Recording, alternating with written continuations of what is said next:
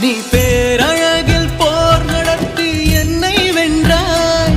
கண் பார்க்கும் போதே பார்வையாலே கடத்தி சென்றாய். நான் பெண்ணாக பிறந்ததற்கு அர்த்தம் சொன்னாய். முன்னறியாத வெட்கங்கள் நீயே தந்தாய். என் உலகம் தனிமை காடு. நீ வந்தாய் பூக்களோடு. இனி தொடரும் கனவுகளோடு. பெண்ணே பெண்ணே